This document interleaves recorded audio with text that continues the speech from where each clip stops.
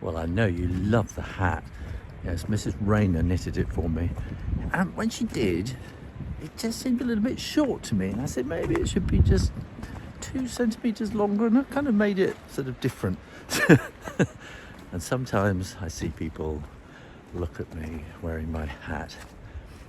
And I think they're either thinking, that is a crazy hat, or they're thinking, wish I had one like that. Anyway, I'm walking in the forest, and it's after the storm. We just had Storm Éowyn overnight, and it's still battering the north of Scotland. But we seem to have got off quite lightly. It's mainly been rain here. But it struck me that over the years, when we first came to the forest, can you see up here, all this, oh, there's a squirrel. There's all this stuff just on the floor. And there's quite a lot more today because the wind's brought down lots of branches and things, and 1 or 2 trees.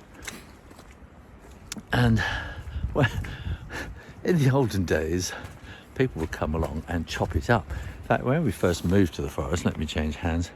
When we first moved to the forest, I think you probably still can, you can go and get a license to pick up wood, fallen wood, as long as it's no bigger than 3 inches thick. People would do that because they had wood fires and things. Of course, everybody's now on gas, central heating, stuff, so they don't really go out picking this stuff up. Look, it's all just lying around. In fact, look behind here, look, it's kind of all just fallen. And in the old days, it would have been picked up.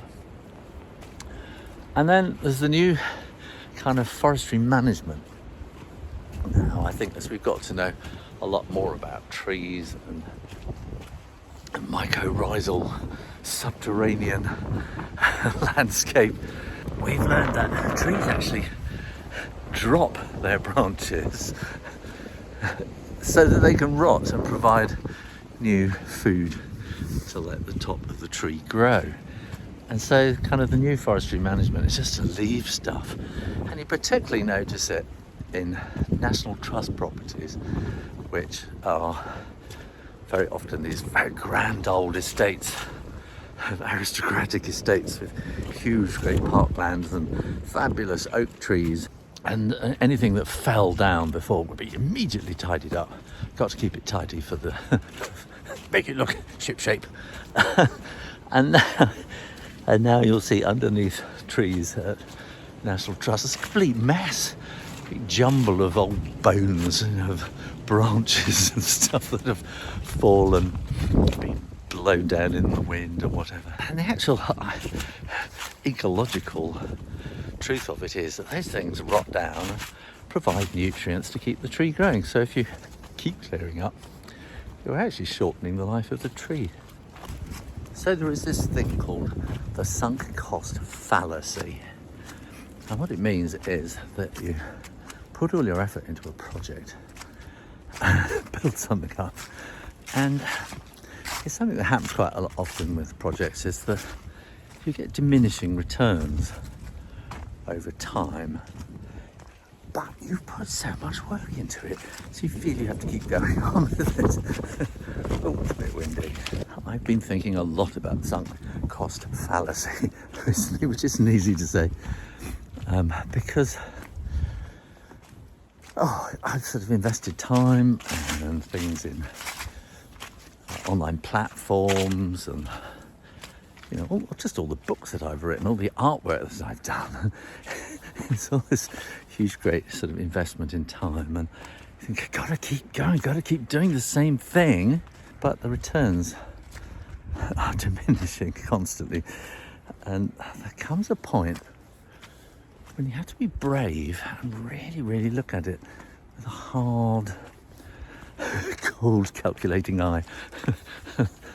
You can carry on if you like, but you have to admit that then it's starting to become like a bit of a vanity project maybe, or just a hobby.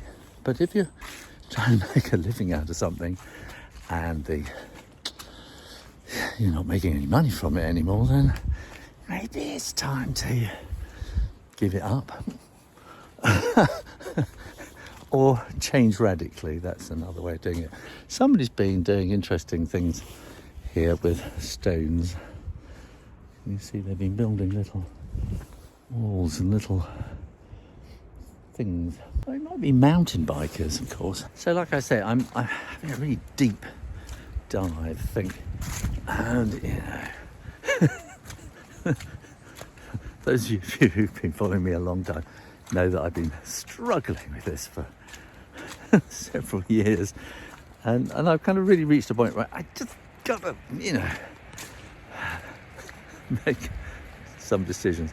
And I think I am, actually. I think I cut that out. Stop doing this, because it's not taking me anywhere. It's not moving me forward at all.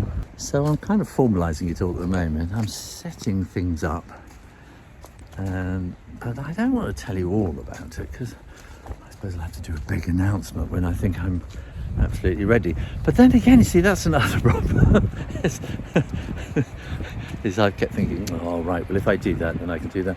And one of the problems at the moment is we're trying to move house. It's been like a year and a half now. The housing market is terrible. And I keep telling myself, well, I can't do that until we've moved. And so I had to be really firm with myself. Yes, you can do that. Oh, that's a big branch hanging up there that's just about to swing and land on my head. Where is that? There, anyway, so I'll take a little move around the corner. It's making the perfect, whatever it is of the good, isn't it? There's a saying about it. I just get on with it, get on with doing things, and it can build and get more perfect as time goes on. But the main thing is just to get started. And that's sort of what I'm doing at the moment. And I suppose this sort of little video is actually part of it. So I think I might do quite a lot more of these bloggy kind of, I have to be really careful along here. Oh my goodness, this looks really skiddy. And, oh yeah, I'm going to be really careful. Take my time down here. So that's where I'm heading. But look all around. Look, you can see all this sort of dead wood and stuff that's just lying around and rotting like it didn't used to do. This channel is pretty much going to stop drawing, I think, and is probably just going to turn into lots of these video vlogs. Do we still say vlogs? I suppose we do, don't we? Oh, I can hear a raven in the background. You can tell it rained a lot last night because this path has turned into a stream. But it's not just any old path, because you will find these stones here. Can you see? Two holes, another pair there, oh, and up there too. And this used to be a tramway carrying stone down from the quarry down to the stoneworks at the bottom.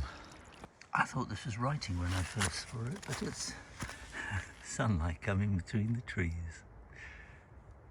So this is halfway around my walk, and it's not religious or mystical meanings to me, but it's where I stop and think at half time.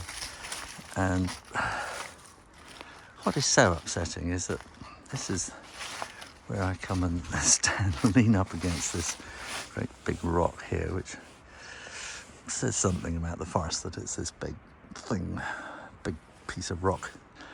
And why? Why do people feel they need to spray graffiti on there? Unless it's some mystical symbolism, and this is a mystical place for them, I suppose. So I have to forgive them. Half of me thinks I should come with cleaning equipment and clean it off, but it's too much effort. It's very still here, but you can hear the wind in the treetops up there.